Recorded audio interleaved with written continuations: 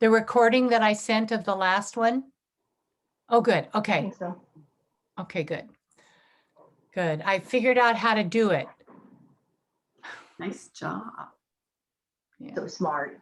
I guess that means we're never too old to learn something. Well, anyway, we wanted to talk just a little bit about our show. It was so fun to see everybody. And I don't know if I should have thought of this. I didn't think of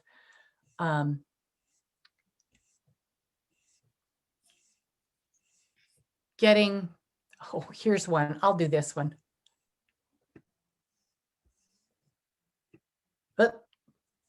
Oh, okay.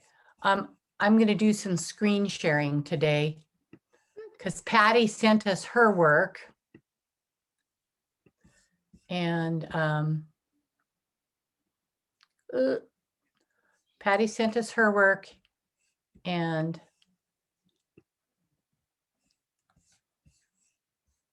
so I'll screen share right now. As I tell people, I can't do 3 things at once. One and sometimes 2. So let's screen share this. And oops, that's not what I want.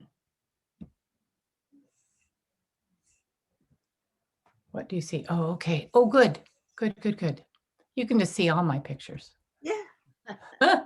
These are these sweet little children. They're fourth and fourth grade, I think. Oh gosh. I'm sorry. Get that They're, cursor. they're 4th and 5th grades.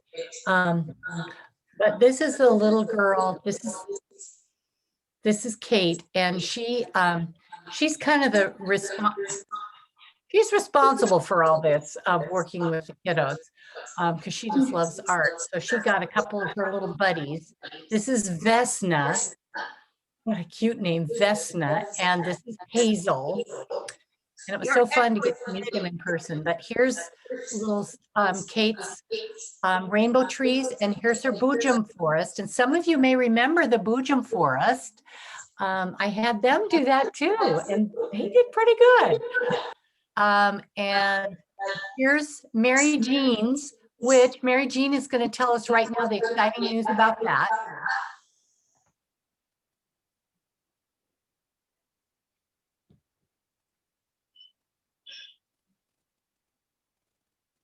You want to?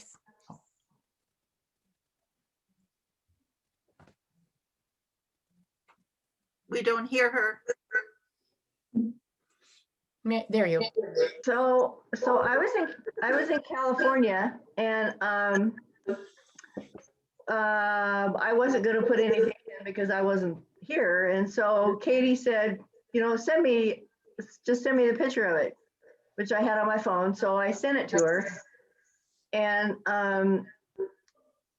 a lady bought it. She wanted to buy it. Yay! It's like, Congrats. yeah. Oh, nice. And so, well, how much do you ask for it? I don't know. So Katie said $20. So today I met the lady.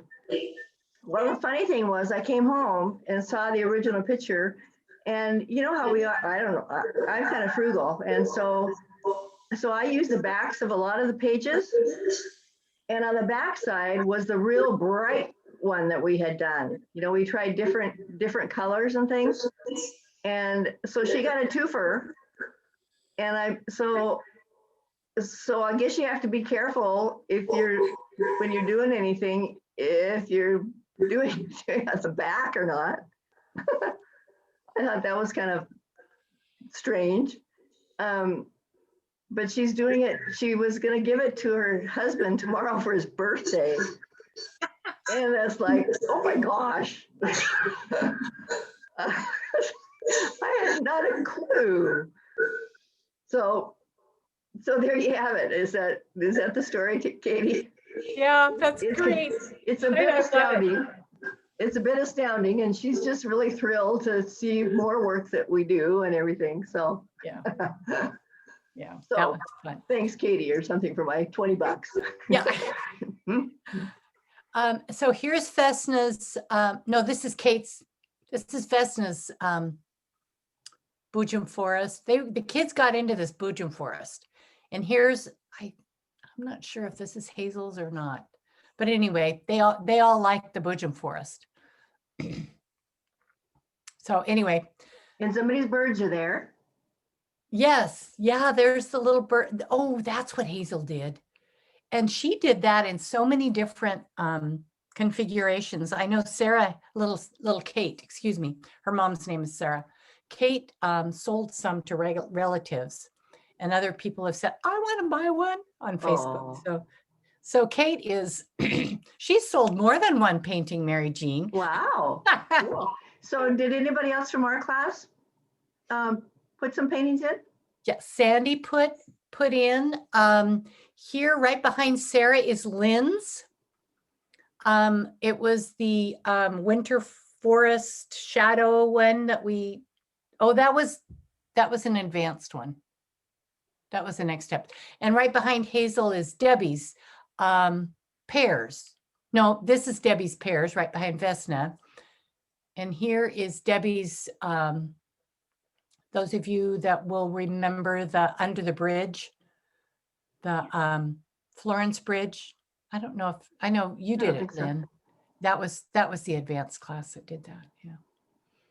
So, and then way over here where nobody can see is Sandy's, way over in the corner. So she did the ocean. Oh. Yeah, you want to talk about that, Sandy, since you're here and we can't see your picture? I don't think I have a photograph of it, but I'll look for it when we're doing something else. And okay, that'd be great. Great. Well, I'm going to stop the screen share because I want you guys to do some screen sharing or hold up your picture so that we can see. And let me remind you that when you want to see somebody's frame bigger, you go up to the top right-hand corner and there's 3 little dots. And if you click those 3 little dots, you'll see 3 down, at least on mine, it's 3 down, it says pin, P-I-N, and that will make their screen large so you can see it better. So let's have, well, Mary Jean, since you're kind of the star of the show, why don't you just go ahead and do your, show us your snowdrops.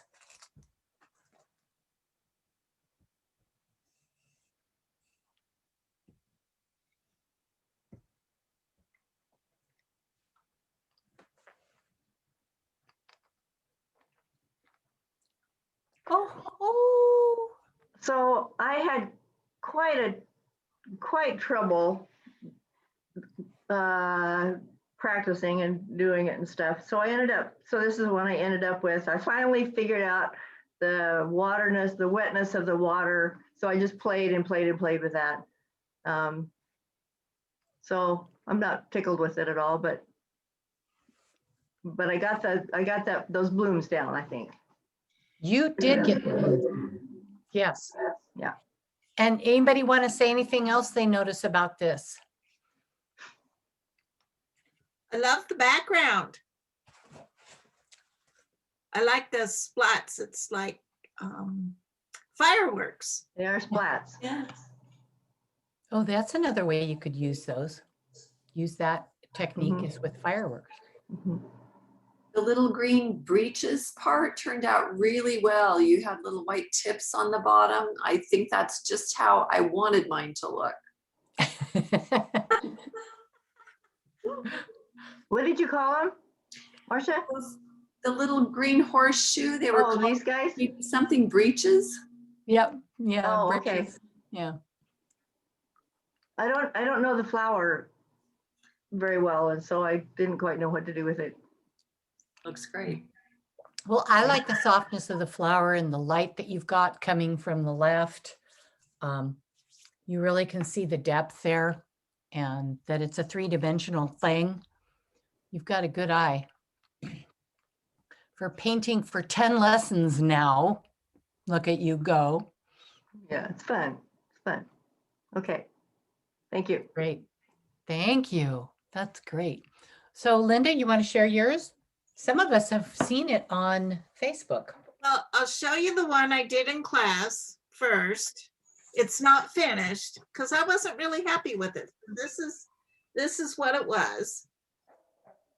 And so I got to thinking, and I watched Karen Rice on hers, and this is what I ended up with.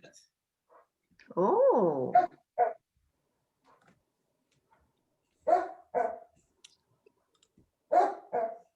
So, and it took me all week. It does take a while because you have to sit and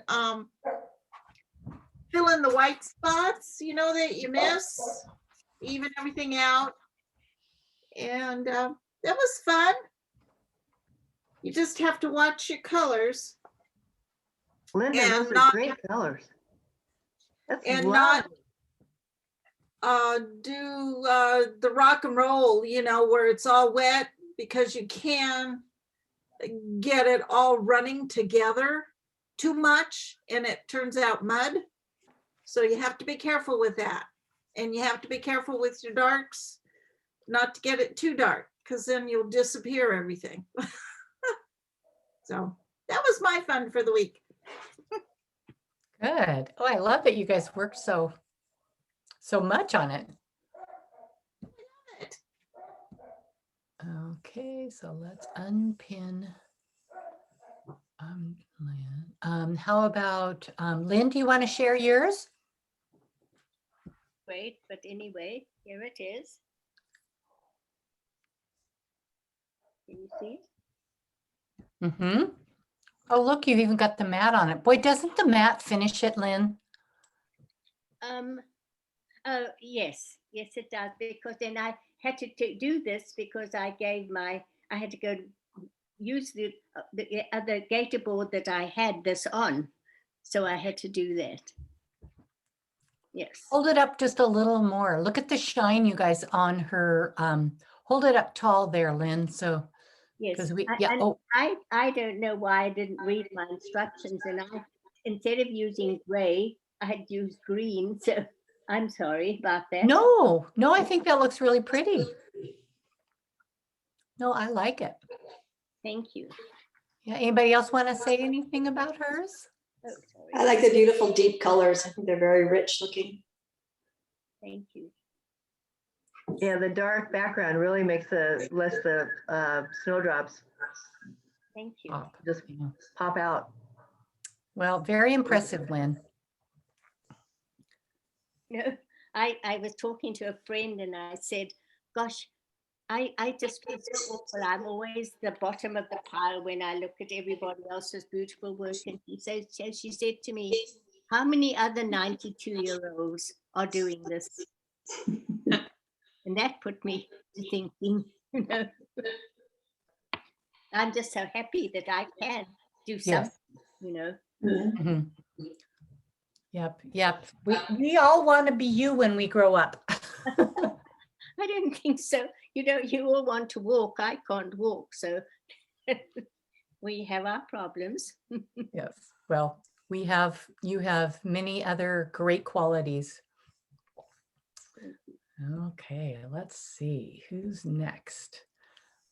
Okay, Reggie, Linda, Sandy.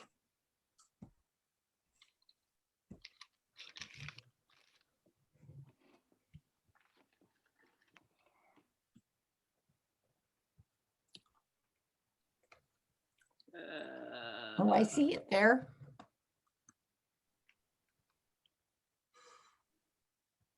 Oh, that's so pretty. Yeah. It took me, the purple part did not bloom properly. So I kept working with it and dropping paint on it.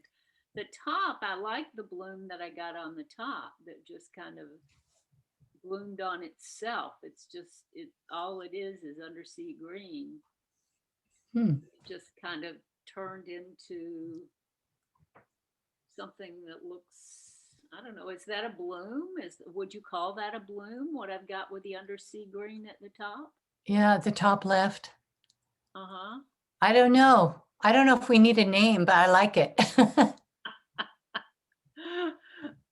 Okay, let me see if I can unshare. Well, I really like, wait, don't unshare yet. I really like the way you've treated your little petals. And you've got a few little lines that might be a little creases in the flower. Looks really, really sweet. Good job. Great job. I'm wondering how she did that bloom on the top left. Would have been the lighter yellow first and then the dark. No, it's just undersea green. Sometimes undersea no. green, it has a lot of yellow in it. Undersea green has a lot of yellow in it. And so if you add lots of water there, everything else kind of leaches out, but the yellow's left. So I think that might be what it is. So she would have had the dark on there first? It would have been dark first and then add water to it? And then Yeah, Water, I had the whole thing. It was dry on wet or wet on wet, wet on wet. So the whole thing was wet, and I just swiped some across and liked the effect. So I didn't go any further. So that is just where the green kind of bleached into the water that was already the wet paper. oh, okay. yeah, neat. And look, you've got your shine there on the left hand, at least for me, it shows on the left hand side of the picture. The sun's coming from the left to the right. That looks neat. And on your stem too. The dark side of the stem is very dark. The unsunny side. Yeah, you really thought about that. Good. Good. Nice. Okay.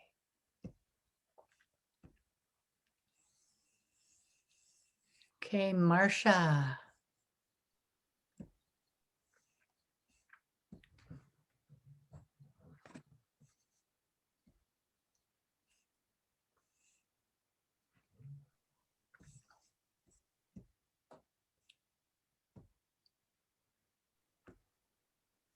Oops, unmute there, Marcia.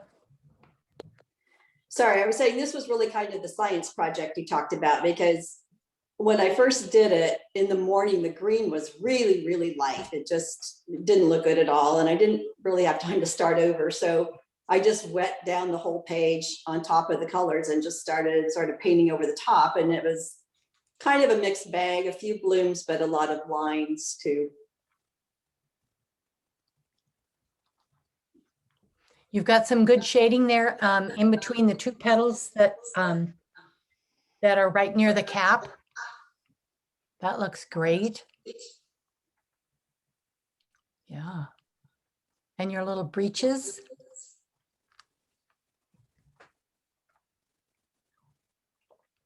I like the nice color variation in the little bell, the little cap of the petals.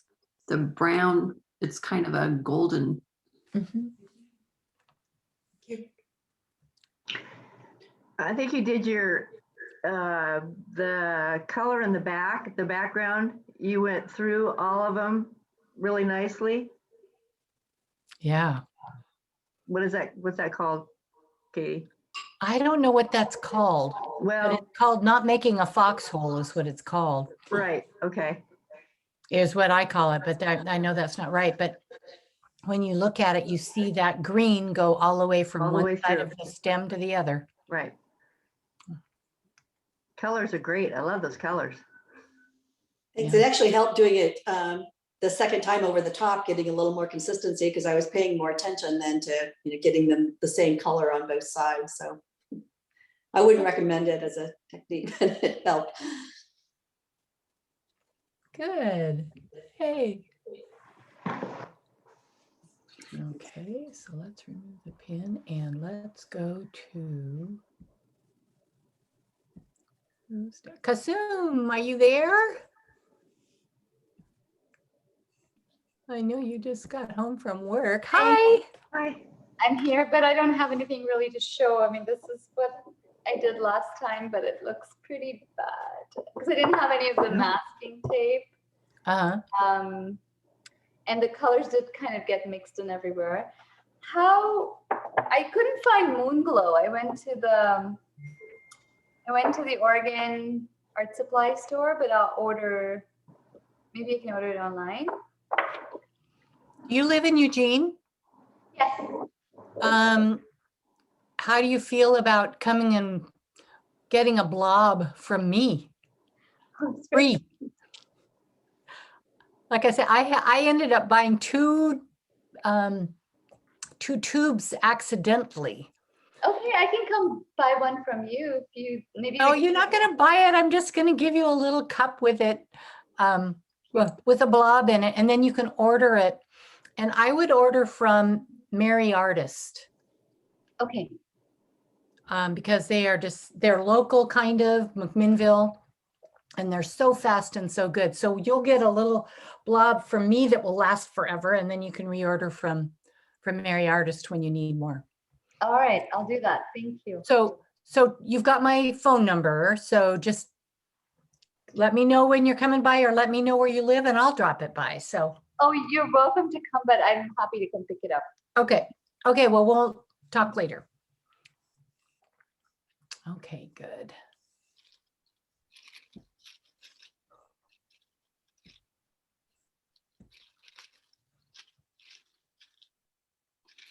Did we see yours, Denise? You have not seen it. Okay, I didn't think I did. Let me see if I can get it for you.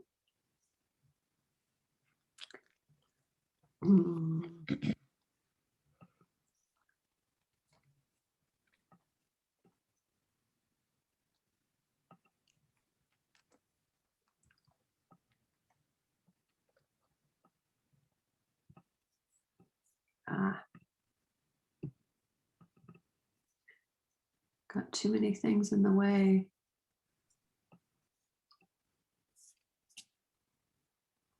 I don't know how I got that.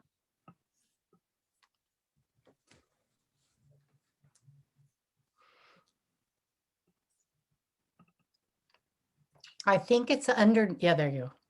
There it is. I'm trying to drag it. Guess you can see enough, but.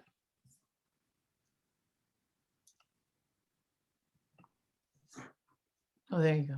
Hit the green dot. Hit the green dot. Ta-da. Oh, wow. I didn't know that. Oh, thank you. Thank you.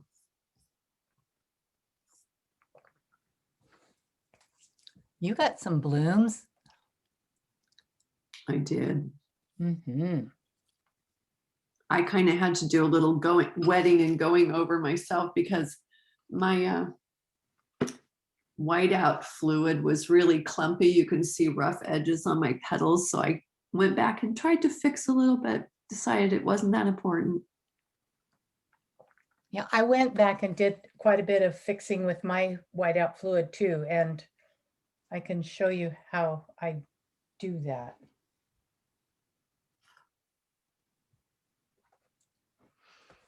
Yeah, I love how you've got the little, I call it an umbrella. I'm sure that's not what it's called, but there's a little umbrella, or maybe it's a sepal, or sepal, I think it's called, that covers the flower before it's becomes a flower, kind of protects the budding, the growing flower. That part. Yeah, that part. And look how you can really see that it is a separate part from the stem.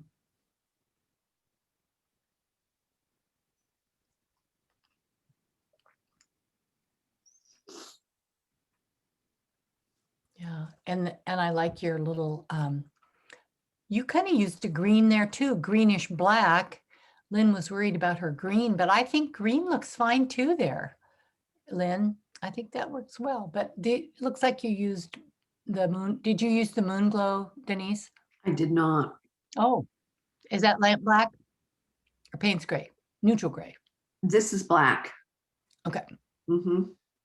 Yeah. And look at your little cute little breeches. I think your breeches turned out cute. Well, thank you. Yeah. Oh, that's great.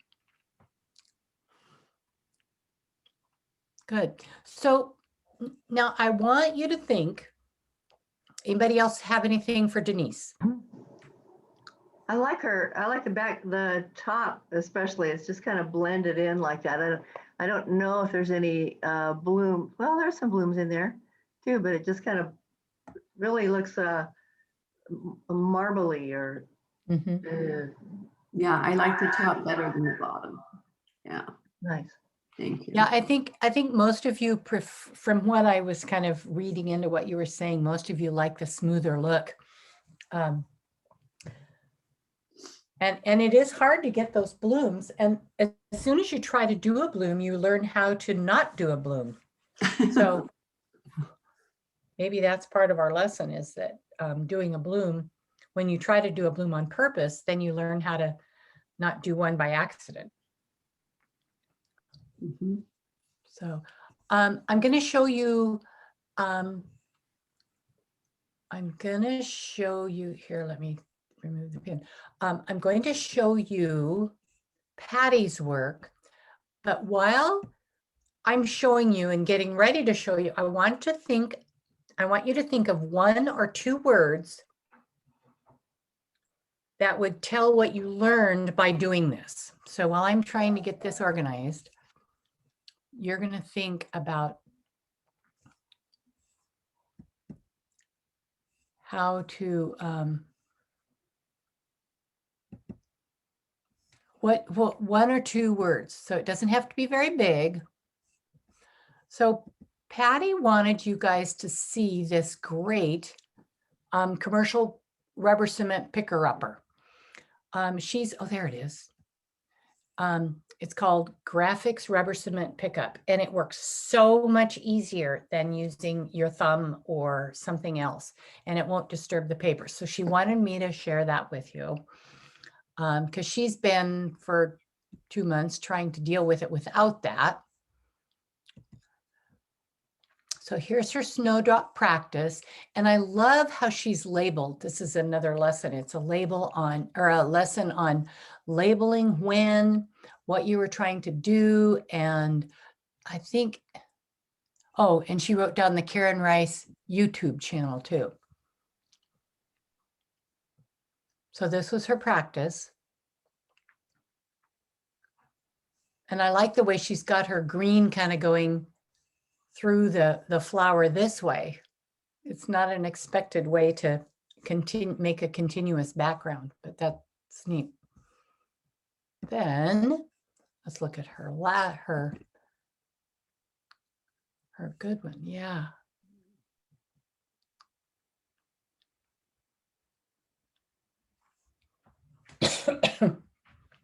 And she worked hard at getting the little lines in the flower. And look how she's got some little white areas there too. That's cool.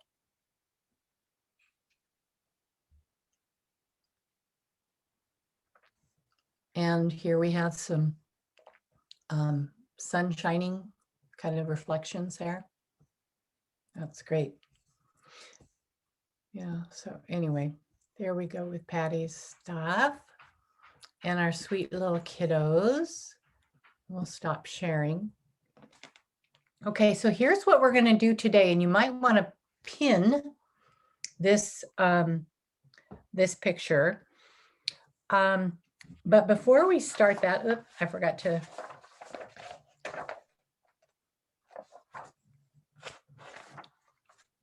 have you look at this. Our quote for the day, I love: the essence of all beautiful art. The essence of all beautiful art, all great art, is gratitude. And that's by Friedrich Nietzsche. I don't know, is that the way you'd say that? Nietzsche Nietzsche? or Nietzsche.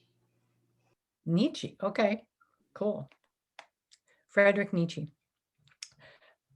I try to remember each day to think of something to be grateful for, because there is so many great things in our world. Our question today is, what goes into creating a great composition. And we're going to look at the picture that you traced and talk about some of the different components of composition: focal point, movement, balance, and big dominant shapes. So that's that. Okay, so what I want you to do now is get your little, or get your painting, and here's mine. And what I want you to do is to, oops, is to get your masking fluid and just kind of be dribbly with the masking fluid on your flower for the anthers, A-N-T-H-E-R-S. Those anthers, we're going to try to keep white. So if you would go ahead and kind of get that organized, we'll take about 3 or 4 minutes to get that completed.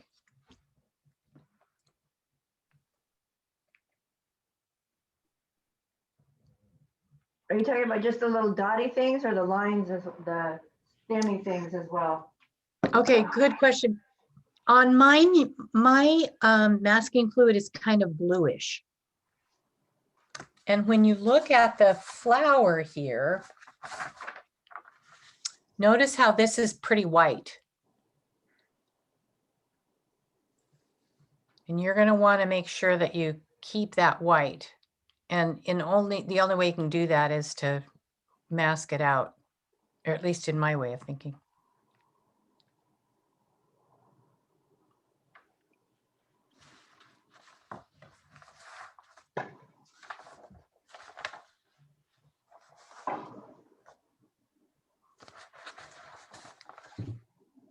Katie, this is my first time using masking fluid. What do Uh-huh. I do? I just got some yesterday. Oh, good. Okay, so can you show me what it looks like? Because there's so many different ways to do it. Sure, it's this incredible Okay, good. white mask.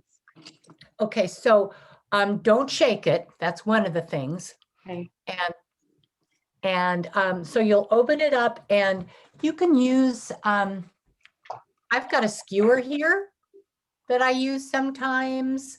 Do you have a skewer or maybe an old brush that you don't like that's really skinny, or maybe a stick? Back of the brush? What is it? I can use the back of the brush.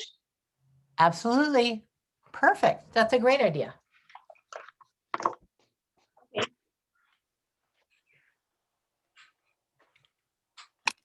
And then just put it in wherever there's white. Yes. Yeah, and on mine shows up blue. So you can kind of see this dark blue area here. That's the masking fluid. Some of them are pink, some masking fluid is white, some masking fluid is kind of yellowish.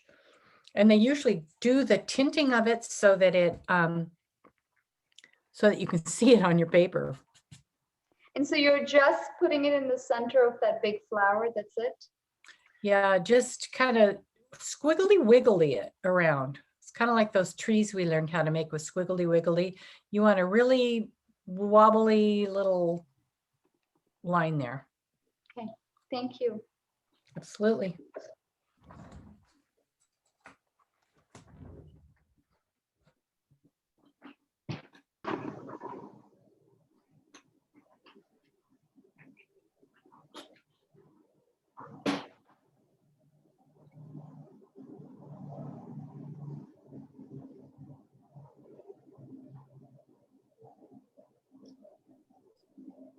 So show me your fingers as to how many more minutes you might need.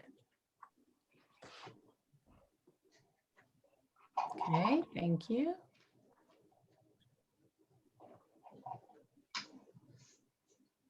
How you doing, Lan? Are you I'm just looking for an old brush because my masking fluid always comes out through the lid in here. Oh, So I'm having a struggle with the masking fluid. oh dear.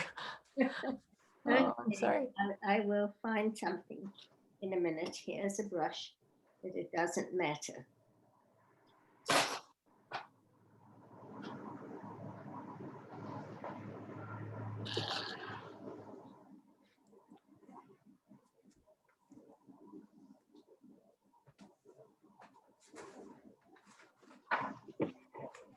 Oh, I want to let you know, one of our scholarships goes to a little student that will be starting. So we had enough for 2 student scholarships or 1 adult scholarship. So we have 1 student that's using that scholarship that you guys so generously donated. That's cool. Yeah.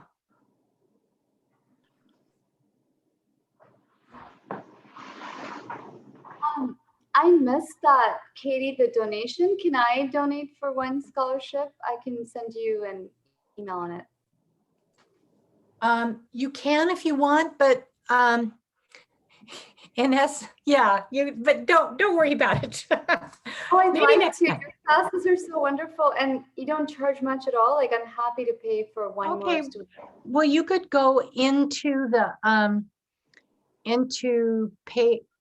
the Emerald Art Gallery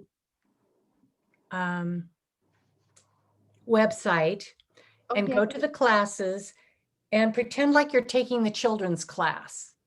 Okay. Okay. And then that would be a children, and you could just pay however much you want to pay. The other thing is you just donate. You could just donate how much you wanted. If you go to the main page. Okay, I'll do that. Thank you. Thank you. That's so sweet.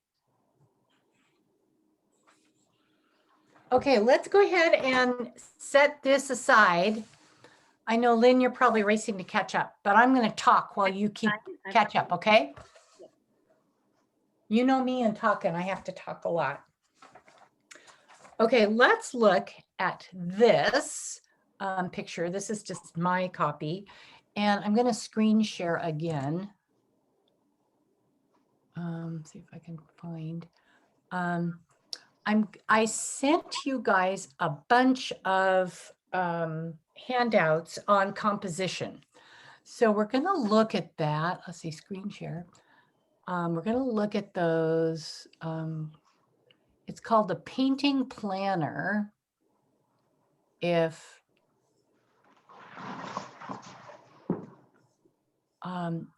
this is it. So can you guys see that okay? The painting planner, 1-page painting planner. Is that coming through to you? Oh, I can see. Yes, it is. Okay, so let's look at this thing. And I also sent you a composition checklist. So let's look at this and where would you consider the focal point to be? The big flower in the middle. That's my guess. Would everybody agree? Yes. Okay, so let's look at, I'm going to use my, oh, how do I do this? Oh, here is how I do that. Okay, now I'm showing you from my computer laptop that if you tip over to that, I've got vertically my brushes at 1/3 and 1/3, and horizontally 1/3 and 1/3. And we see right here in the center here, the flower is basically at that focal point. And really, we've kind of got a double focal point with this one over there. Do you notice that? Okay, there's the first question.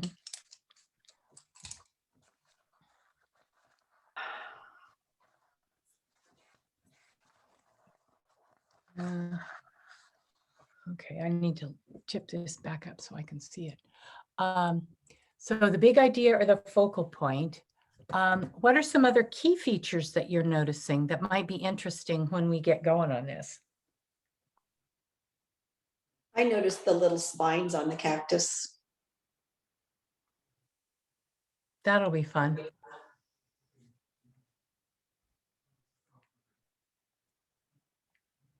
The folds in the cactus with the light and the dark. Yeah, yeah, I think that's going to be interesting too.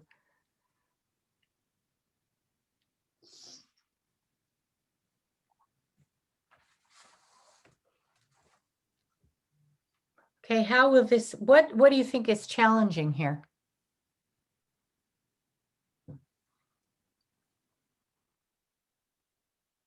The folds in the cactus.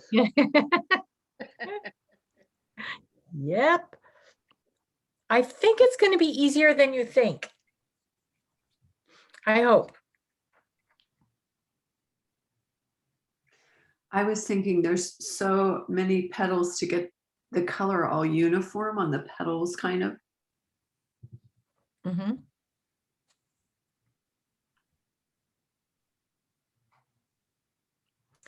And for me, sometimes when I look at my, let's see, can you see my finger? Gosh. I've got this pointed now to my my desktop, or it's not my desktop, it's my iPhone that's looking down, making sure that this flower or this petal looks like it's behind this petal. And when we look at the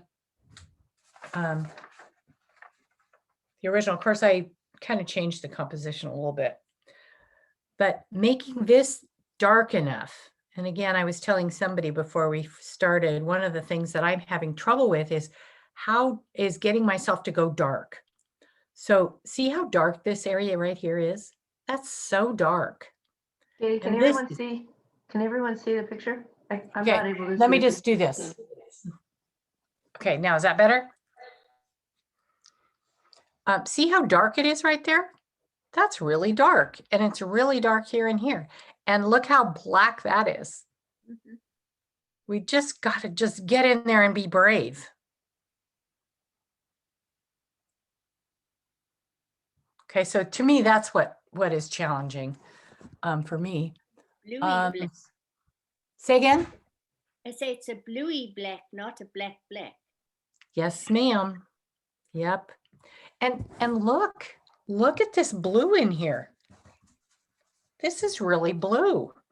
So how do you think they got this blue? Using blue manganese. Oh, good. Even was that Linda? Yeah, that's me. You're so sophisticated. Or for the rest of us, cerulean would work. But how do you think they got it to be blue manganese there and green there? What do you think they did? Dropped in the color. Yeah, I think so too. Do you think it was really, really wet then, or do you think it was getting dry? The big one was starting to get dry and the smaller ones were pretty wet. Mm-hmm. Do you guys see, do these look like blooms to you? Yes, they do. Yeah, okay. I wonder why she was having us try to make blooms last week. So, okay. So we're going to have fun with this. I'm excited to try this. It was so hard not to paint it. I really wanted to paint it, but I had to finish my snowdrops and wanted to get ready for my beginners class, my first steps class. So what colors do you think we need for this besides blue manganese?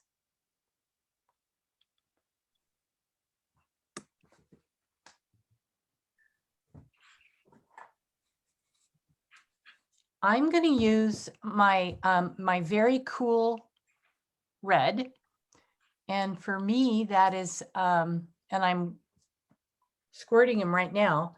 I'm using my quinacridone magenta and my undersea green.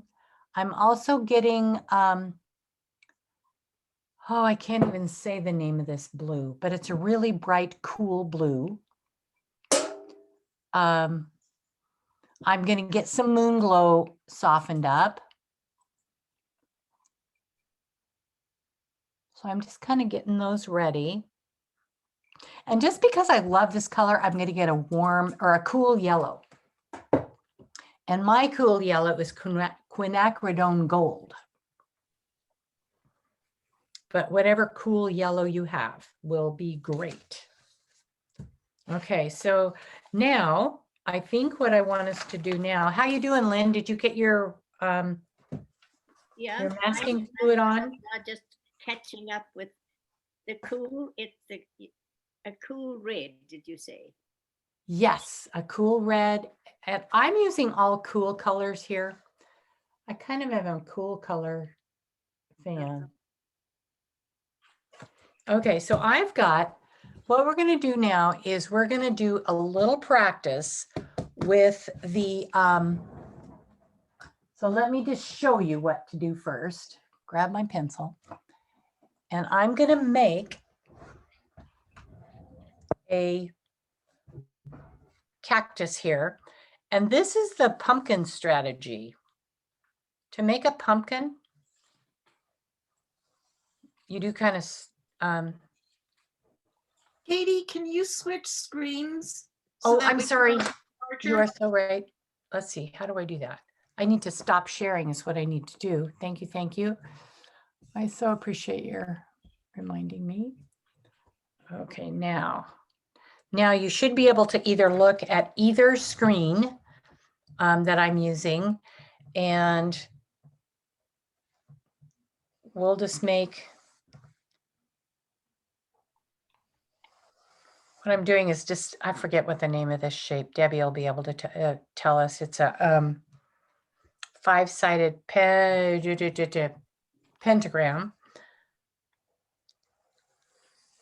And then I'm also going to put one up here just for fun, because that's the one behind.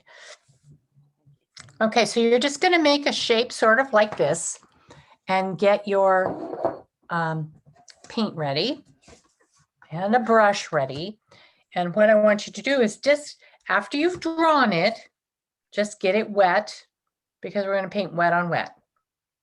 Okay, any questions that anything I haven't told you? Okay, go.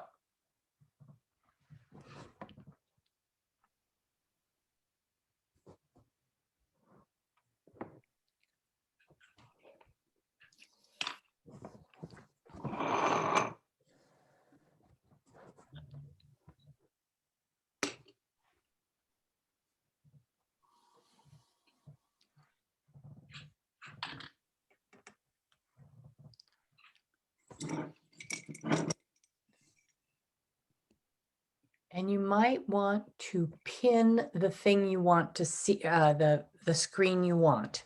And that way, if somebody else moves or makes a noise, it will stay pointed to your screen.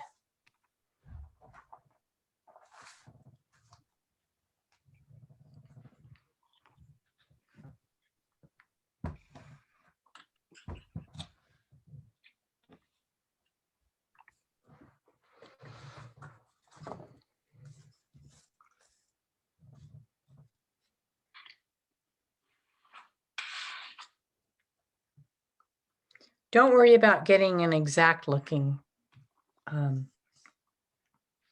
cactus plant.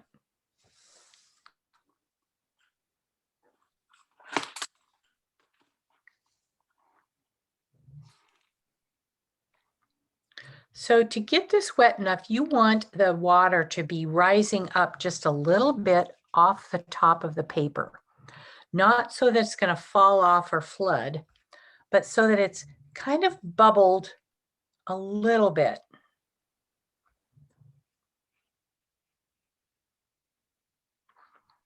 And of course, that's going to make it very, very shiny.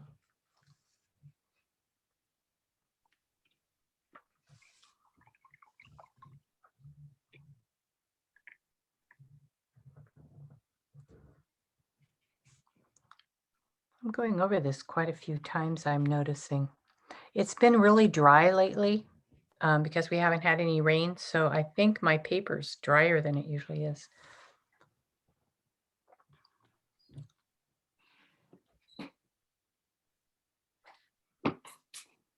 So when you look to the side, you're going to want to see just a little bit of the water tension being held up above the level of the dry paper. I hope that makes sense.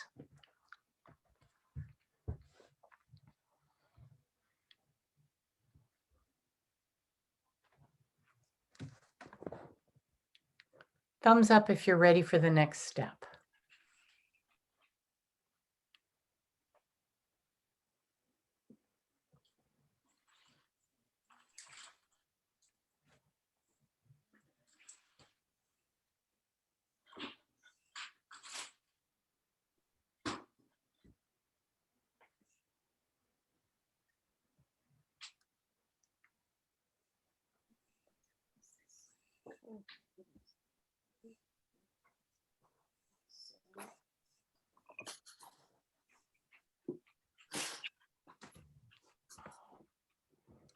Okay, now you may need to add a little more water. Mary Jean, tell me about what your paper looks like.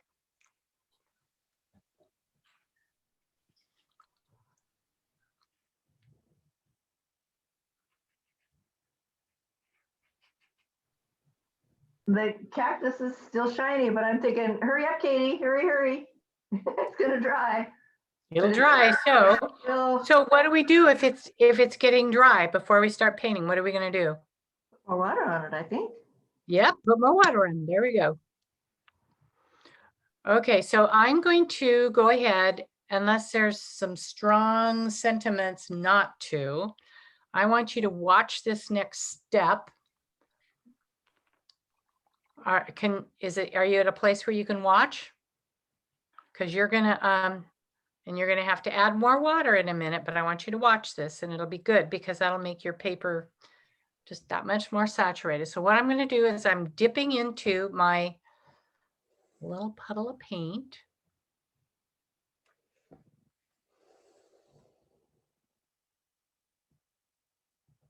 Little puddle of paint. And I'm going to just kind of blop in some of the blue that we were talking about. And I love to work in 3s or 5s.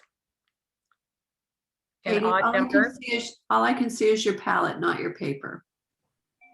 Okay, so how's that? Okay, I've got 2 screens going here, so I'm trying to get so we can see both. We can see the picture on both. Might not work. Okay.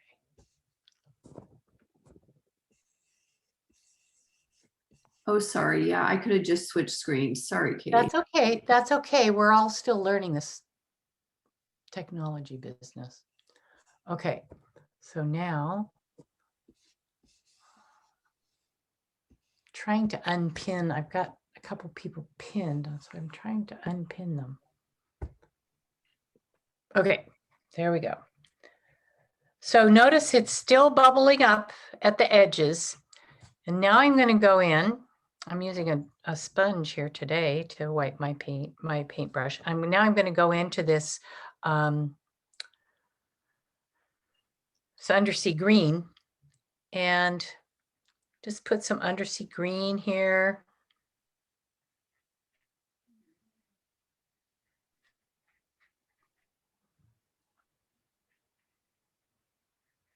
And maybe even cover up some of the blue.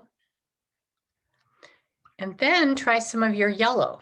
Make sure you've got your brush clean when you dip into the yellow, because there's nothing like yellow to collect all the other colors.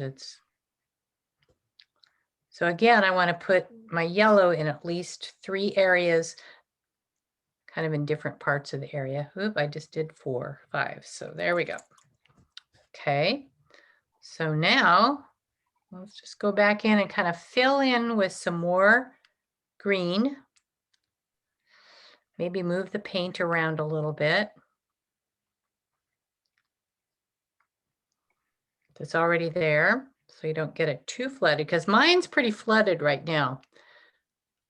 Fortunately, the wet won't go into the dry unless I push it there. So fortunately, it's going to stay in its confined area. It's kind of like a little corral, like for Mary Jean's pony.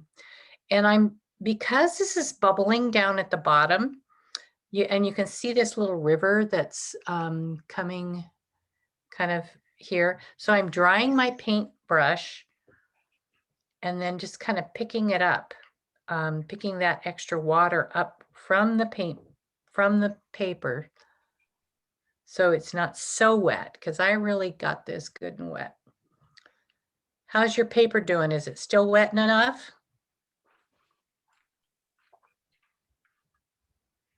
Mine's pretty dry now.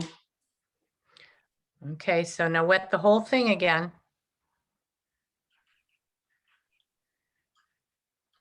If it's too dry,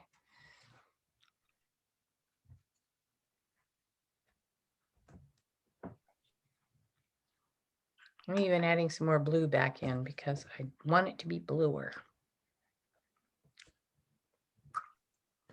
And if you get too much blue, wet your brush, dry it off, and then pick it up.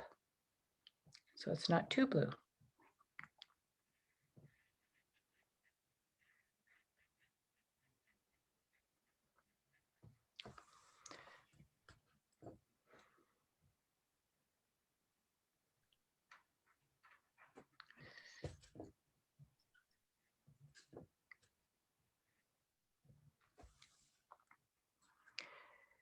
Now, if you looked from the side, it will be ready to do this black line that we talked about, where we've got these pencil lines that I made, like we did the pumpkin or orange slices. That's another way to call that strategy, orange slices.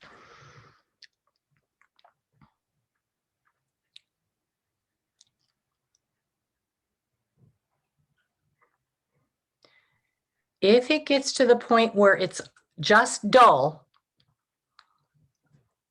and Mary Jean, yours may be at that point already. I don't know.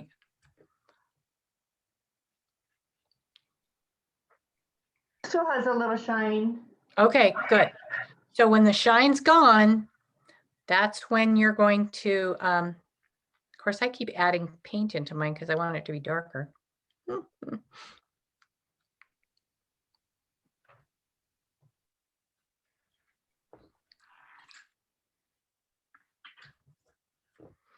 So what you could do is just go into your black or whatever it is you're using.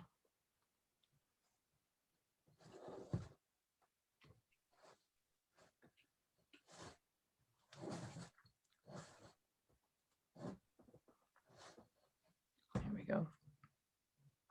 And just check to see what's going to happen when you put just a little bit of black. Oh yeah, that kind of works.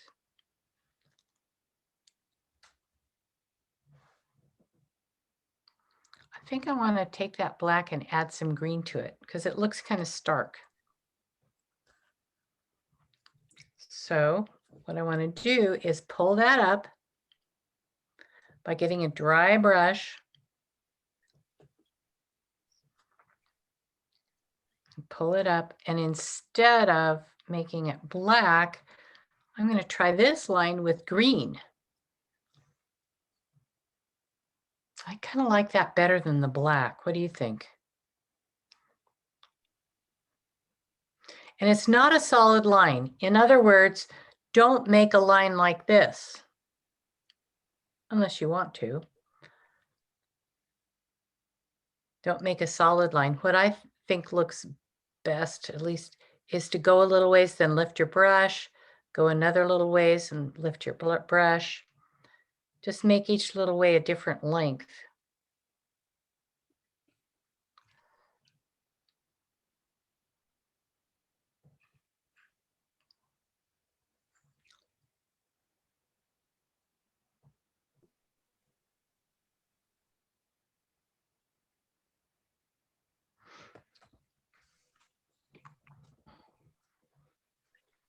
So when this is dry, that's when we will add those sweet little spines.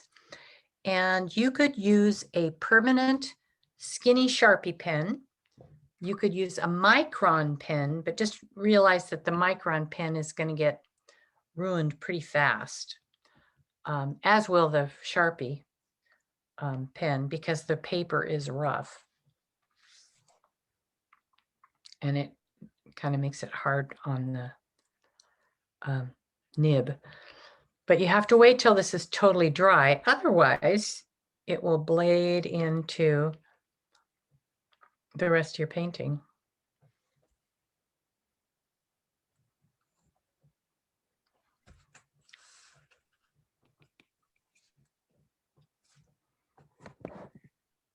Okay, I want to look at you guys. I can't look at you guys with my painting, my screen facing down. How's everybody doing? Thumbs up, or show me with your fingers how many minutes you might need. Okay, 3 more. Let's do 3 more minutes. I'll set my timer for 3 minutes.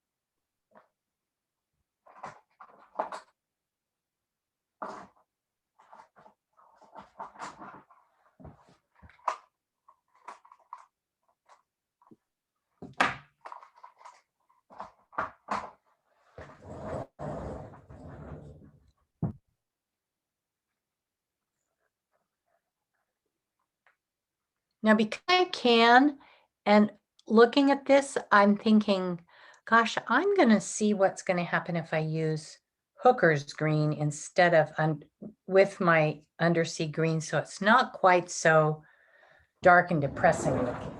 When I look at the picture model that we have, this is a really nice, bright picture. And mine feels kind of dark. So I'm going to try, just for fun, in the minute and a half we have left, I'm going to try just with a little bit of the Hooker's green, which is a little brighter green. It's got more light yellow in it. So when I do that around this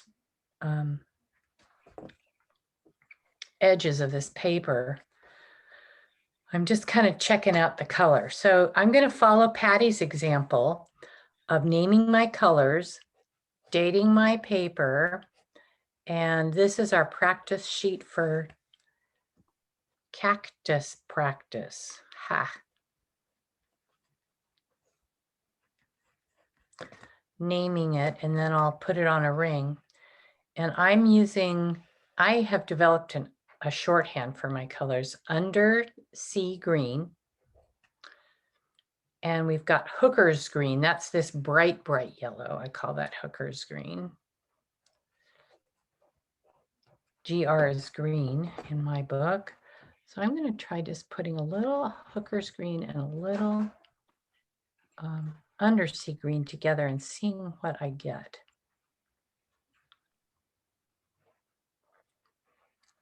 Of course, I can make it as intense as I want by adding more water or less water. So this section right here, the darker one, that's where I've combined the two, and I kind of like the combination of the two. And I put it dark here and then just added water to see how light it will be. So I'm going to finish labeling this paper because I want to remember the other colors I use. It's called, right now I can't remember. It's a PHTHY blue. I can't even say the name of that. Phthalo blue. Is that phthalo? Yes, ma'am. PHTHYC, I think is, okay, we'll go with that. I like it. And then our Quinn Gold. So I'm just labeling mine so I can remember. And I didn't use my moon glow at all.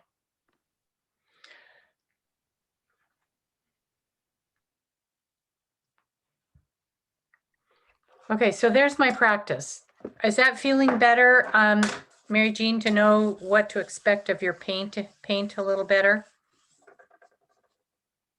The paper worked better. The colors certainly are not like yours. And the way that you did it certainly, we'll see. Can you hold it up yet? Okay. See, I think you still need to use more water because it's a little bit streaky. Well, some of the streaks are because I put lines in them. Oh, okay. Yeah, Okay. I'll have to. I was originally thinking that you would be going down the, doing the rows of the cactus thing, but you're not at all until the very end. Until the very end. Yeah. Mhm. Got it. Got it. Okay. So, yeah, and you know what I could even do? Ooh, I wonder what would happen if, this is our practice piece, right? What if I just added a little more blue in here to see if I can purposefully get a bloom?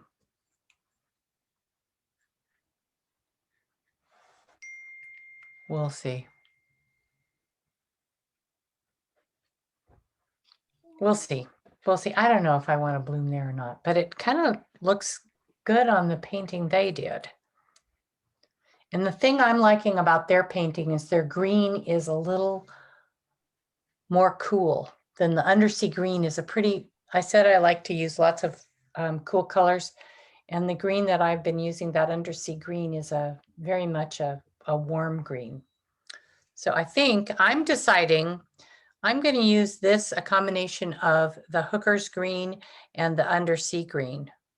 Now, if you want, and the undersea green, if you don't have that, you can just add a little brown into yours, just a tiny bit of brown. Okay, well, I'm ready to start. I don't know about you guys. And we can start with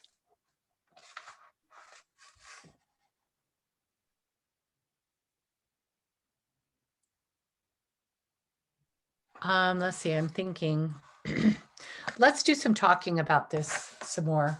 I want to talk about the composition because we need to kind of look at this and see how our attention is drawn to the focal point with the lines.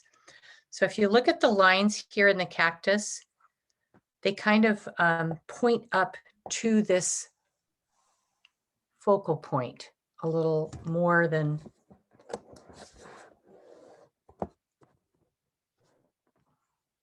not a little more than, they point up to the focal point.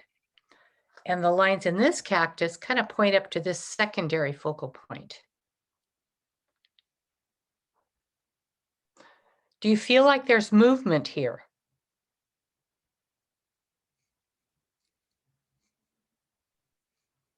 I feel like there is because the lines create the movement. These flowy flower petals are moving. They create movement.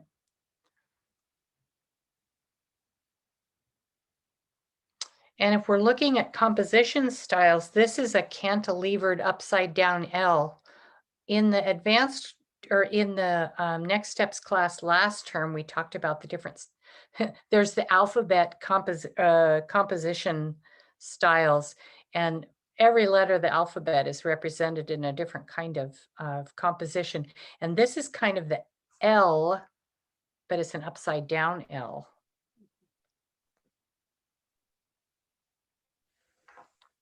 And that also creates balance, even though it's heavy over here, this flower and this cactus create a balance. If that weren't there, you would really feel like you needed to paint something down here in the bottom right-hand corner. Okay, so now what big dominant shapes do you see here?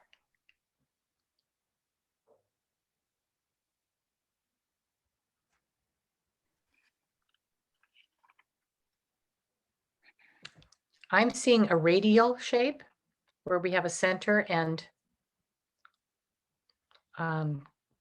or a circle. We've got this kind of upside down hill.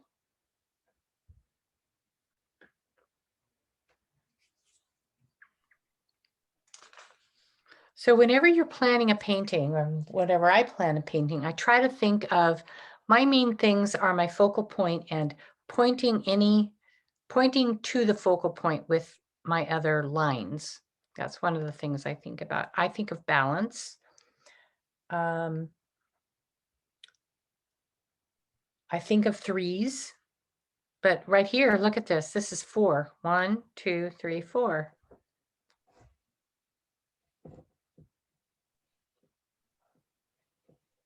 So odd numbers, but know what your rules are, and then you can break them.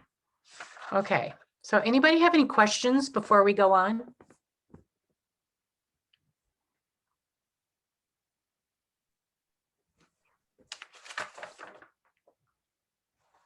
Okay, well, I'm pulling out my painting here, or my paper and my gator board. Is there anything we should know about the flowers? I think Denise was talking about the uniformity of the petals, how to do that. Okay, so that's a good question. You know what let's do? Let's start with that and get one of your little extra practice sheets and just wet on dry just for fun. Make a big circle.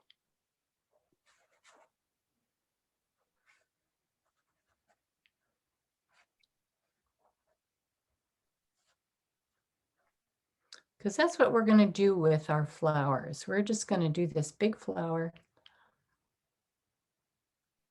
And we're just going to get all the same very, very, very, very light color. These are the petals. This is a little pretend of petals coming out.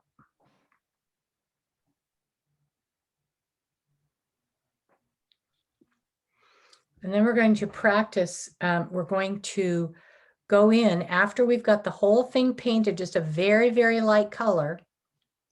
Then we're going to go in when it's dry. We're going to go in and add these darker places in here. See how this is all this really light pink? We're going to go in and add the darks after it's totally dry. We'll wet each petal.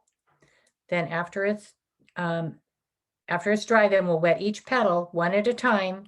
Is this wet And over dry? say that again. Is this wet over dry? Is it wet or is it dry to begin with? You're going to want it. Is the circle dry? Oh, this, when you were practicing here, just for this little practice, just make it wet, do wet on dry. Good question.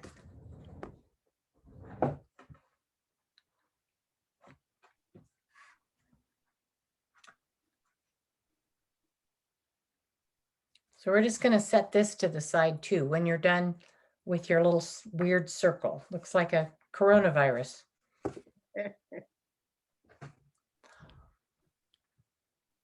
By the way, if you guys have your shots, how many people are fully vaccinated here? Okay, Sandy, Lynn, good. Mary Jean, are you fully vaccinated?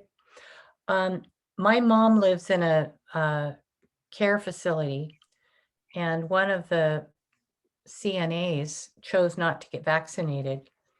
And even though every resident, all 30 residents in her facility had the vaccination, I think in January. 6 of them, including my mom, got COVID. Mom tested positive this morning, but they have to move her to another place, which is, she's a dementia patient. So, you know, the concern for me not is COVID, but the concern for me is just the isolation that she'll have. That she's moving to a sister community that they've got specially set up for all their COVID patients. But all these 6 people in this group, none of them have symptoms. So they're getting the virus from someone who hadn't been vaccinated, but they are asymptomatic so far. So I guess that's good news and bad news. One, the good news is that the shot is protecting them from getting very, very sick. The bad news is that there are breakthrough cases that are happening. And we kept hearing that it was going to happen, or that could be. So,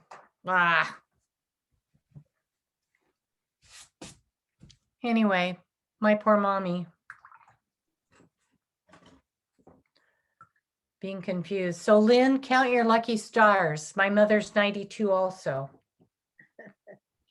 Yep, I will. You know, it's just one of those things you just live day by day the best the way you can. You know, you don't have an option. Yep. Yep. Okay, so what I'm going to do right now is I'm going to grab my bigger brush, and this is my new favorite brush. It's so new favorite that I don't even think I've got it on any of my lists. It's called an oval wash brush, and it's really has long bristles in the middle and then shorter ones on the side. And it's probably a combination of, I think, of synthetic and natural fibers, natural hairs. And so it holds a lot of water. So I'm going to wet down my first flower just within inside the whole flower. I'm getting it wet. So let me repeat that. I'm just taking this one flower and wetting all the petals from that one flower. So I'm just carefully wetting every petal the same amount. And again, you're going to want to make this really, really wet, Mary Jean. I hope you don't think I'm picking on you. But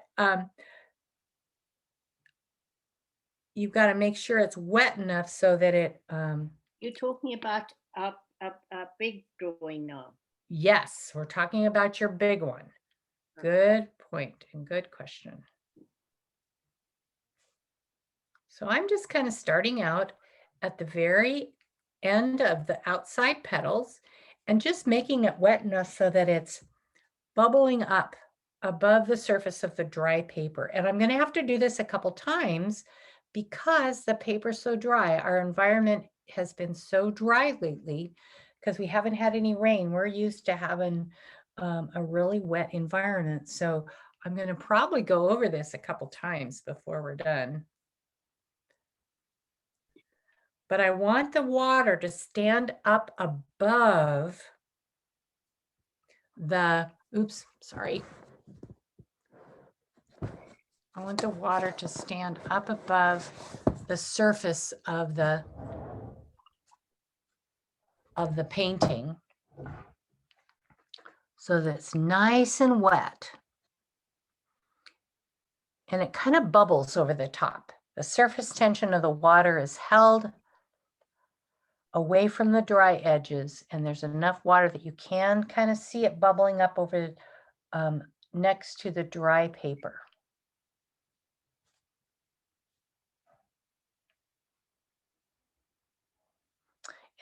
And I'm taking my stroke from the petal, the edge of the petal, the end of the petal, into the center.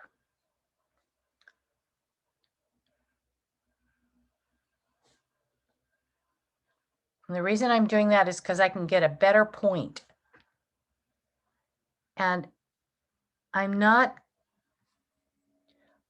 doing individual petals, I'm just painting over the whole blessed flower.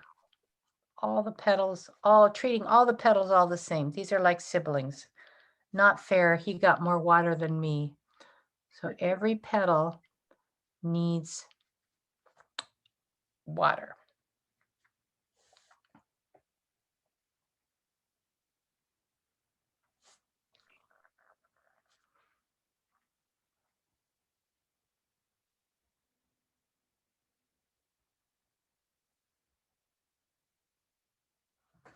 And put your head down close to your painting so you can see where the water is and where it isn't, because you can see a little bit of a shine. Okay, so now ask yourself, is it all shiny?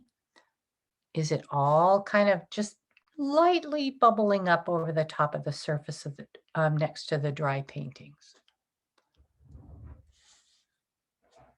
Next to the dry paper, excuse me.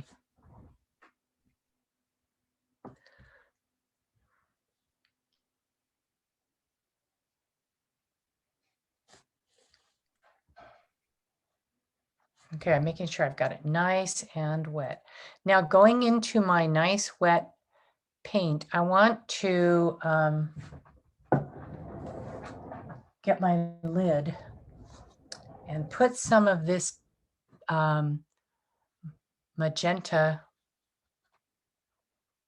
quinacridone magenta here, and just kind of set it to the side because I don't want to dip directly into the paint because it'll be way too wet.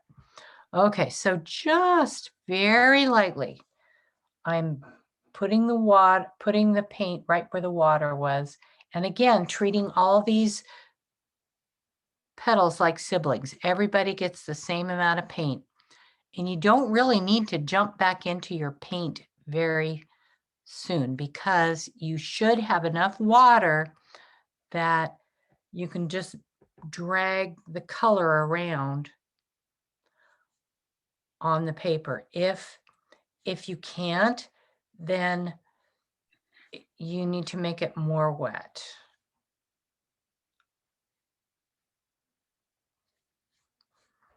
See, I'm not going back into my paint at all.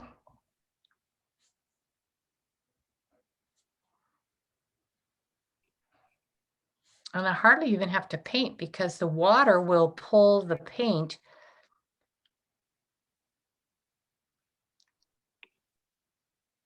to the edge of the petal.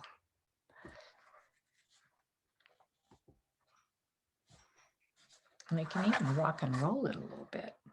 Just being careful not to let the water escape and run in a river down to the bottom of the painting. Mine's so wet, I'm having to be very careful not to let it flood the banks.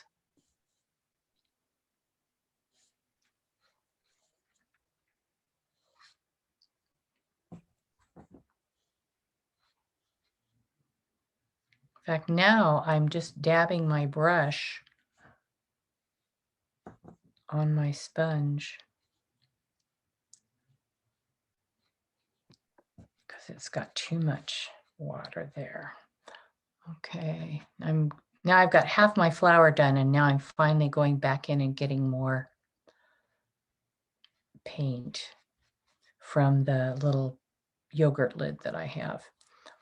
And this doesn't have to be terribly smooth, but it can be.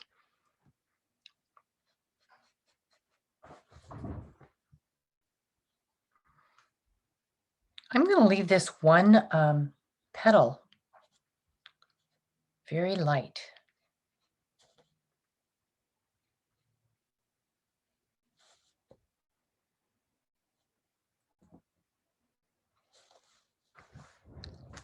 And it's kind of dark over here. You can see you can see this a little darker over here. I'm going to leave it like that. One of my teachers, and you probably heard me say this, Judy Morris, says, don't go an inch without changing something. And in our case, we're just kind of making some variation in the color.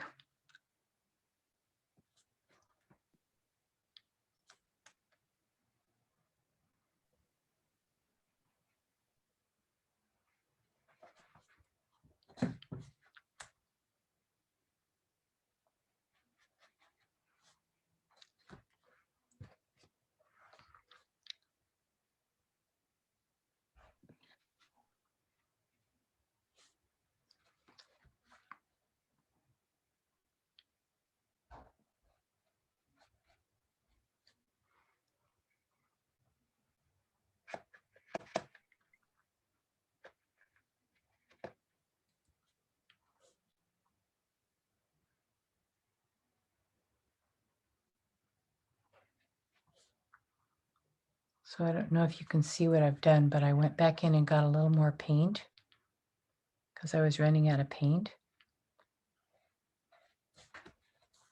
So I've got a little darker area there,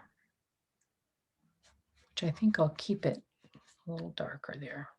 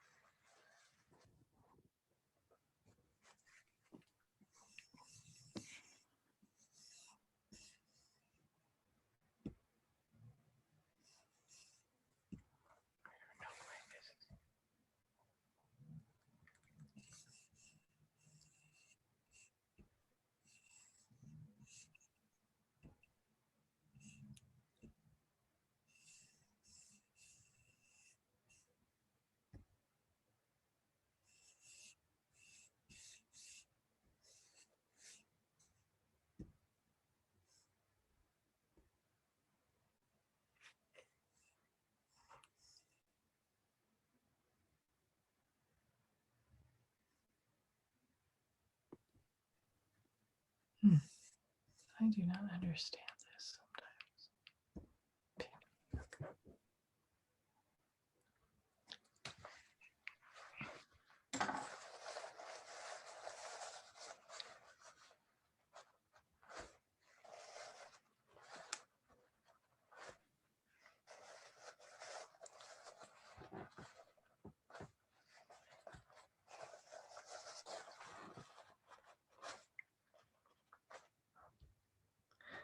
And now I don't know if you can see what or you saw what I was doing, but I kind of got wild with, because I couldn't really see what I was doing. And so I went outside the lines. So I'm blotting it up where it went out the lines. And I'm just going to leave it there for a minute. And then try to bring some color, very dry color back in.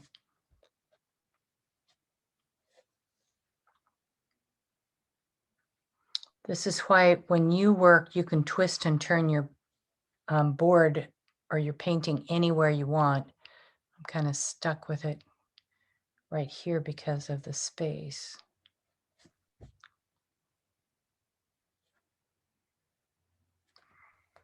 Okay, now we're going to let this dry.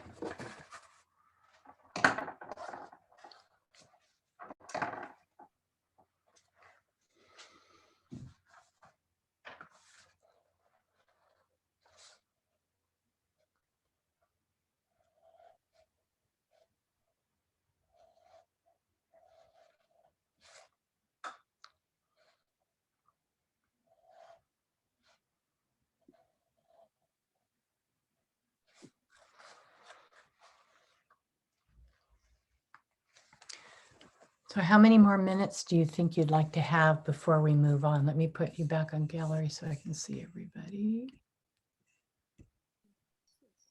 How you guys doing? 0. How you doing, Sandy? Are you ready to move on? Okay. Okay, Kasum, are you doing okay? Any questions? I'm always slow. Okay. Yeah, Lynn, just let us know if you want us to stop.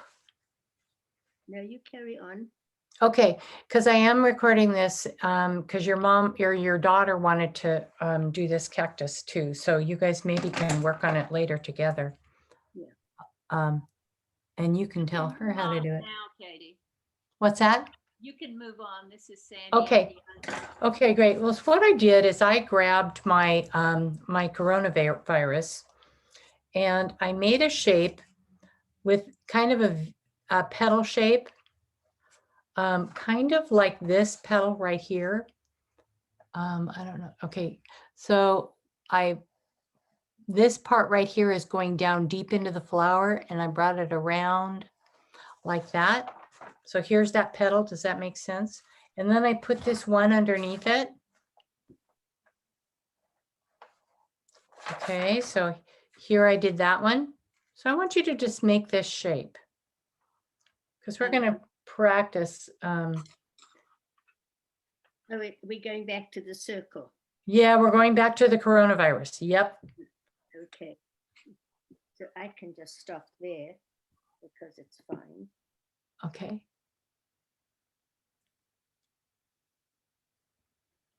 So would you just repeat what you said? I must do in the Sure.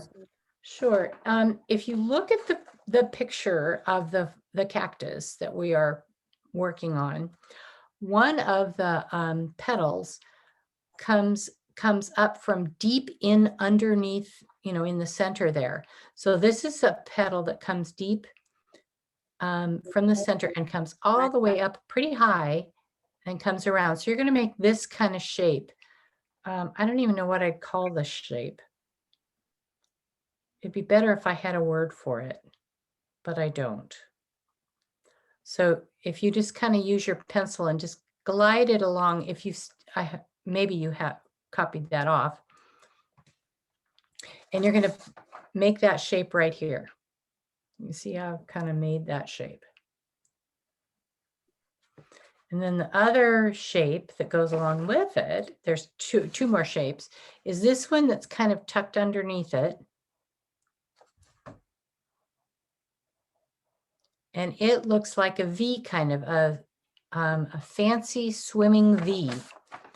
So this is my fancy swimming V. Can you tell I taught first grade? Then the next shape, we've got one more shape we're going to do.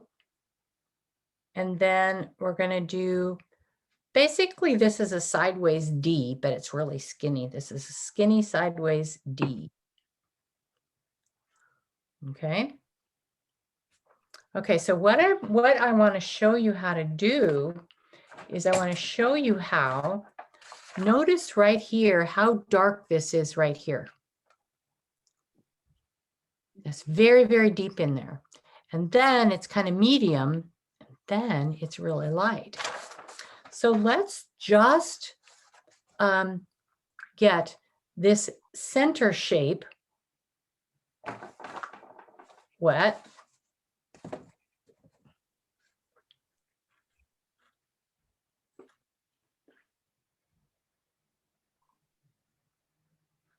This is a little teeny tiny one here. And just go full strength into that cool red. And just in the very deepest part of that flower where the petal comes out, did you notice what happened? I wet that one leaf down, and then I just kind of touched the petal in the very deep part. And now I'm going to kind of pull some of that paint back because I don't want it quite so dark there. Can you see how I'm pulling it back? And that's all I have to do. I'll put this as close as I can to the screen. And oops, I don't have this down. Oh, sorry.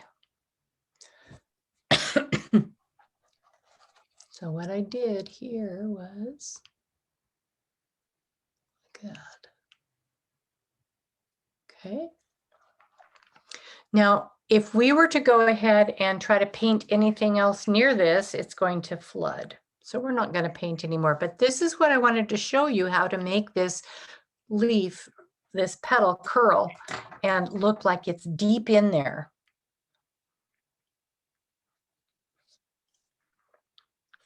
And so you're going to treat each petal singly. So that's what I did there. So can I go on? Let me see. Can we go on or shall we wait another minute? Okay. Okay, I'll put this back down here so you can see. So I'm gonna, oop, it's still wet.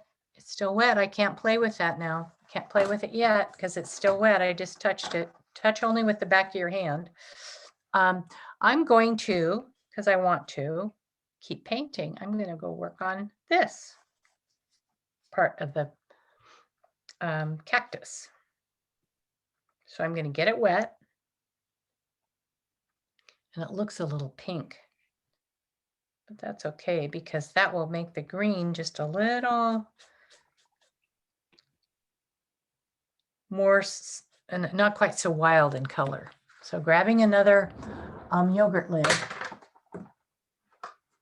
Hopefully I can find a clean yogurt lid. I'm going to put a little bit of the hooker's green that I'd made, or whatever green you've got. And let's see, there's my hooker's green right there. So I'm going to put that right here. Look how bright that is. Whoa, that's a little bright. So the way you can soften that down is to put a little brown with it, or I'm going to add some of that undersea green with it because I kind of liked that. Brown will work too, but I don't want to do it too much. So it's wet now. So what I want to do is go into that that pretty blue. Just kind of maybe put a little bit of that blue in part of my cactus. Oh, that's interesting. I like that. Okay. You wet your cactus at all? Yes, I did. I wetted that cactus and I had it bulging off the top. I want to make sure it's wet. Which, Katie, which cactus are you painting? The big one or the small one? I'm doing the little one because my flower is touching the big one. Okay. And look what happened. It got too dry and I can tell it got too dry. So I'm quickly getting some water on it again because I talk too much. If you could move your oh, wait. Okay. Can you see it? Yeah, now I can. Sorry. Okay, good. Sorry. No, you guys need to do that.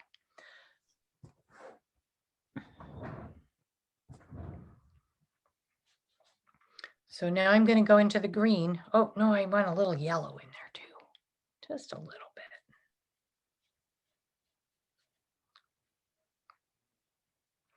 Okay, here I go with my hooker's green.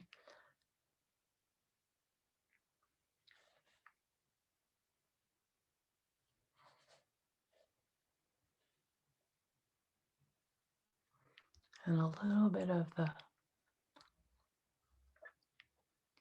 undersea green.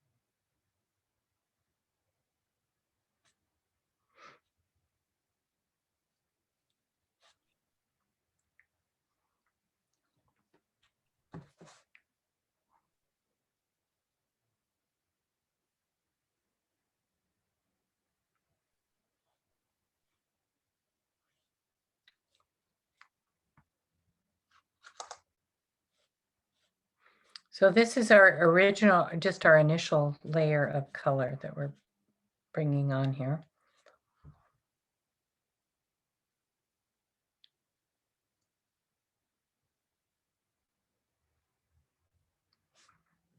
Keep a watch. I've still got a shine there, so I can still add more color if I want, because it's still shiny. But if it's dull at all, don't touch it. Unless you want to bloom, and then you'll get a bloom. And that's okay if you want to bloom.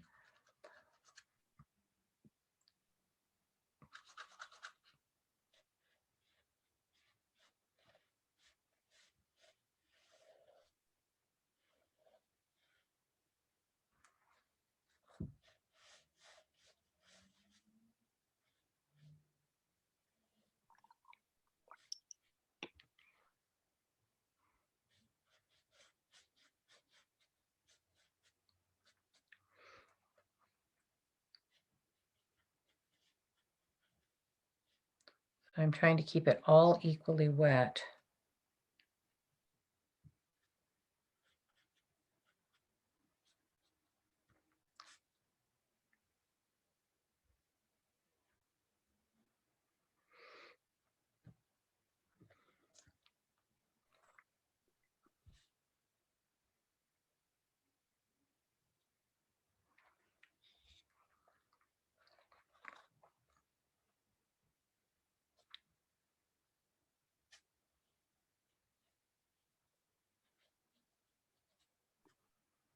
So when it turns dull, just at that first bloom of turning dull,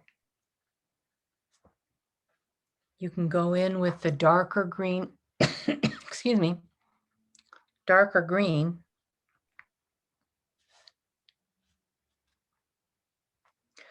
Excuse me.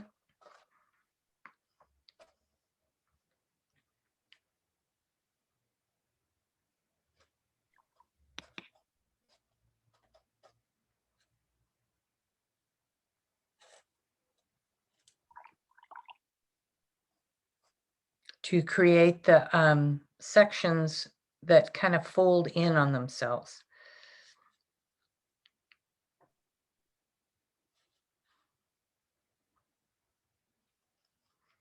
And as you do those sections,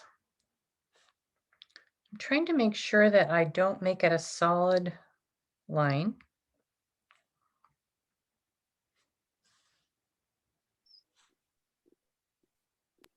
How dry do you want that to be before you put the lines in?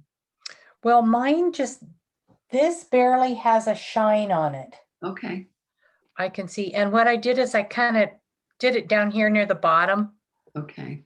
to kind of test it, and it worked okay. And just very, very lightly skim over the top of that.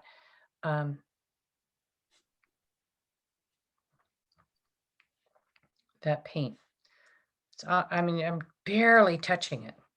Barely, barely touching it.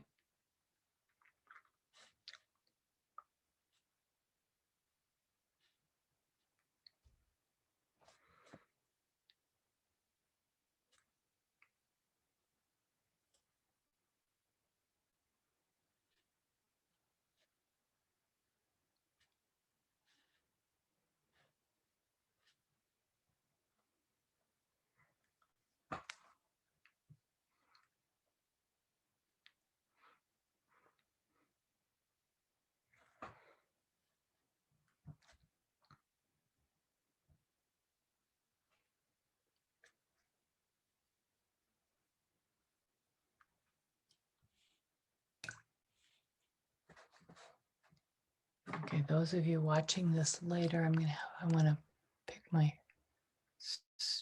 laptop screen up so I can see how you guys are doing. So are you guys to the point yet where you've added your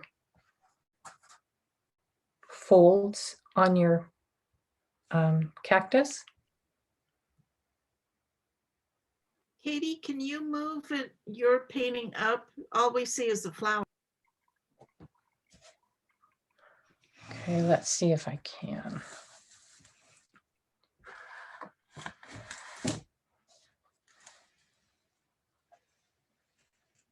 Oh, I see what you're having trouble seeing. There we go. Thank you. And here's the other one, the one, my practice one. This is my other practice one.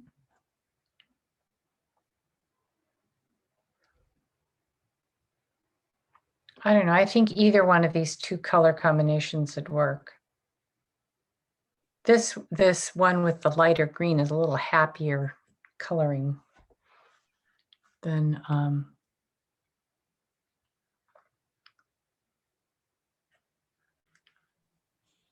this undersea green.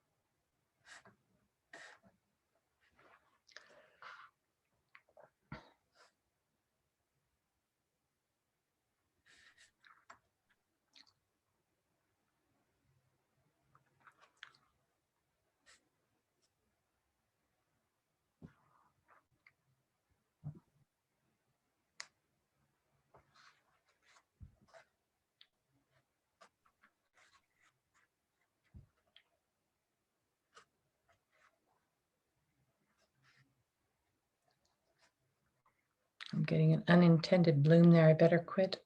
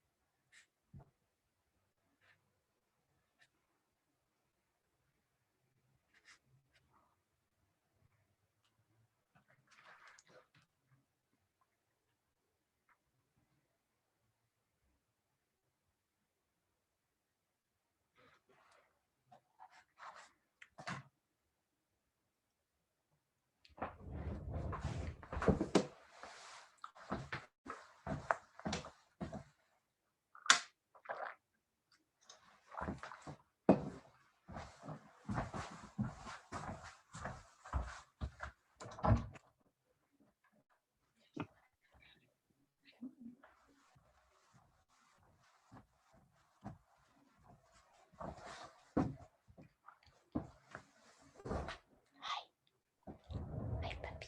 Hello, puppy.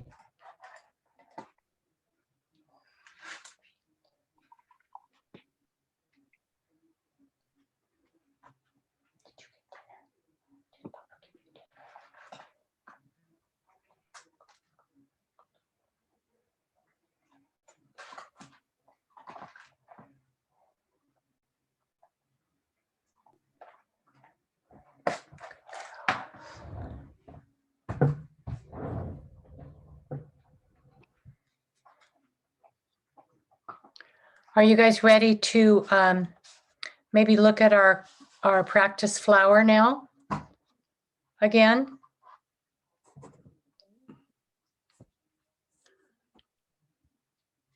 Okay, so I'm going to work on the practice flower again. Let's look at the flower that we're kind of copying.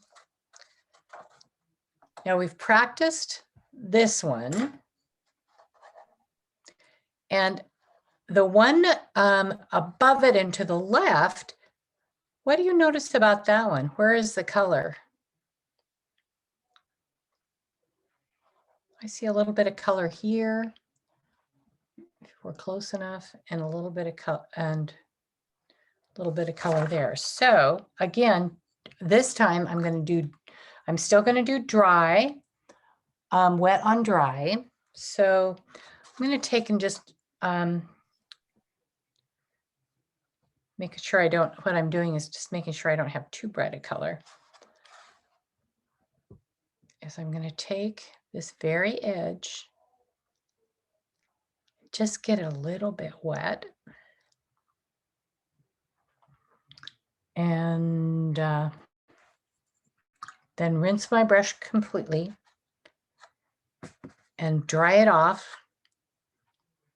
Just smooth this out all the way into the corner. Okay, you want to try that?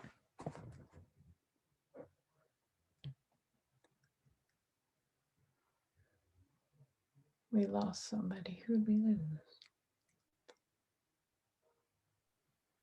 Katie, now what are you trying to accomplish in making that little curvy leaf? What I'm trying to do is I'm trying to create some dimension with this petal, and I'm looking, the way I'm trying to figure it out is I'm looking at the petal I copied it from. So there's a little bit of color here, so I just put a little bit of color right here and then cleaned my brush off, wiped it down, and then blended that color out with a very dry brush. Okay, okay. Thank you. Oh, you're welcome. So Denise is here, Marsha's here. And here, Kasum's here.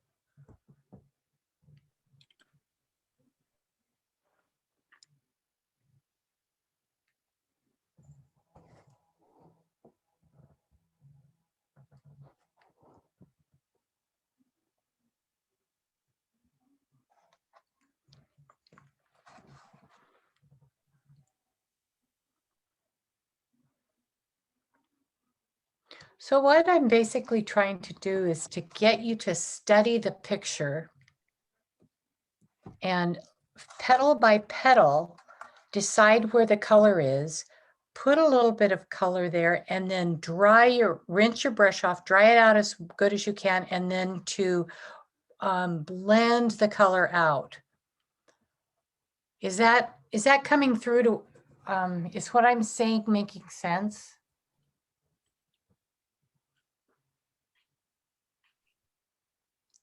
Maybe somebody could, we don't have Patty here who's so good at rephrasing what I'm saying. Could somebody tell everybody what you're hearing me say when I say to add a little color at the edge of the, okay, let me try this again. So we're going back to our dry painting, putting the color where we see the most color, washing out our brush and drawing it, and then drawing that color to the lighter side. Yes, yes. And you're doing it petal by petal, making sure that each petal is dry before you add more.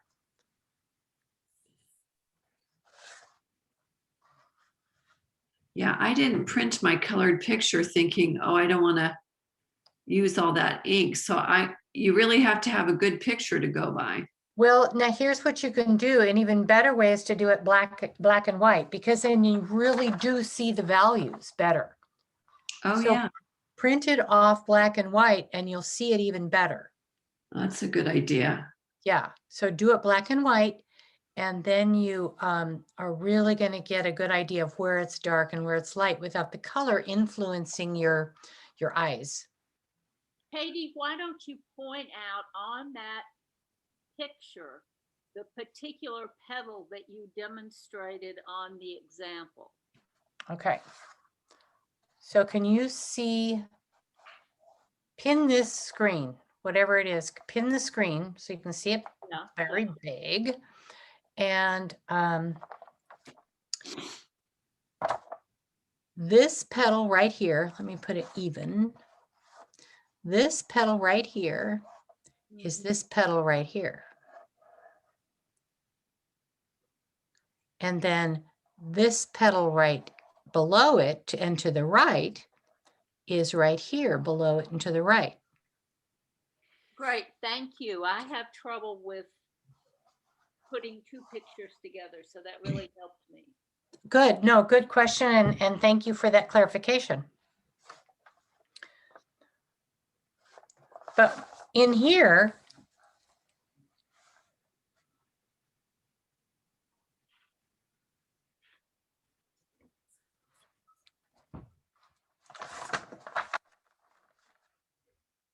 on our actual flower, let's look at this petal right here. So I'm just going to take and get a little bit of paint, test it on a tester paper because I always want to know what I'm putting on there, especially when I'm going wet on dry. Okay, I notice, now I'm pointing to the picture or pointing to the petal I that I'm see. going to paint. And now this is the one I'm looking at. It looks a little different because I painted it a little different, or I drew it a little differently than it is in the picture, but that's okay. I'm just going to take and bring this. See how dark it is there? Uh-huh. I don't want to waste too much time because that's wet on dry. So rinse my brush quickly and bring this color out with almost a dry brush. I don't know if you can see it on yours, but on Yeah, mine, Great. there's just a tiny bit of blue there. So I'm just going to, for fun, see if I can get that going. Just a teeny tiny bit of blue there. Rinse my brush. It got a little bright, so I'm just going to pull it up a little bit, rinse the brush again, and put it back into some of the pink.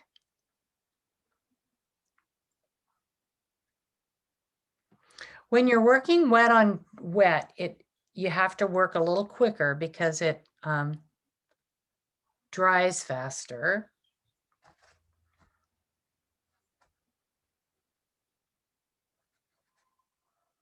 Okay, so do you see how that looks kind of like that?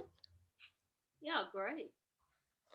So you're going to want to think petal by petal. Sorry. And you just wait till each petal's dry before you do another one. But what I can do is I can go over to this petal that's not close to or not touching the one that I just did. So as I look at my picture, oh, there's another really pretty, can you see this right here? Is Yes. it in your screen? Uh-oh, lost somebody else.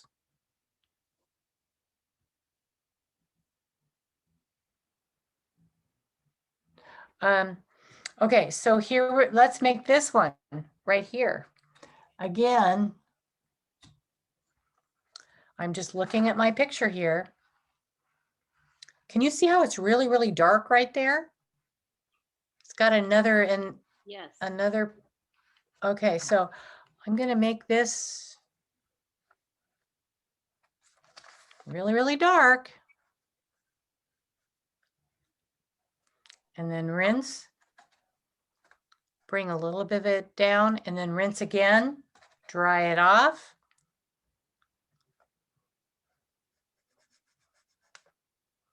And you don't have to follow this picture exactly. You can make it up, but this will give you a start just to study these petals and just try to copy them exactly. And once you've done 3 or 4 or 5 or 6 or 8, you'll be able to say, kind of realize where you're going to want to put the colors, where the colors will go. Okay. This one actually gets dark, stays dark down near the bottom too.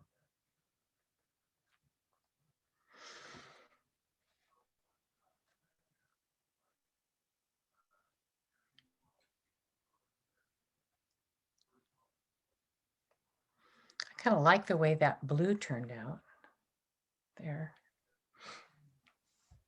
And if you like something that's different that's in the painting, go for it.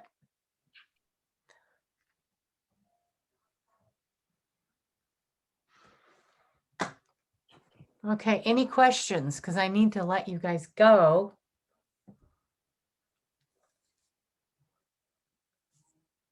No, I think you gave us everything we need to go ahead and do this. Thank you. Yeah, piece by piece by piece. So don't stay up all night, but enjoy enjoy kind of picking it up piece by piece, and leave it out if you can, if you don't have a cat that's going to help you paint. We've heard stories of kitties that like to help paint, but if you can leave it out so that when you walk by, you can kind of pick up the brush and add a little more color to it. Spend the rest of the day looking for the brush. That's true. That's true. Hi, Rourke. How you doing today, buddy? He loves coming to the class to say good night. Let's say good night. Yes. Good night, Rourke. Sweet dreams. Good night. Good night, Rourke. Nice seeing everybody. Good night. Okay, we'll see you guys all later. Have a good week. Text or write, or Kasum, let me know when we can meet up. Okay, I will. Thank you. Okay. Thank you, Katie. Thank you. Okay. Take care, you guys. Bye-bye. Thank you so much.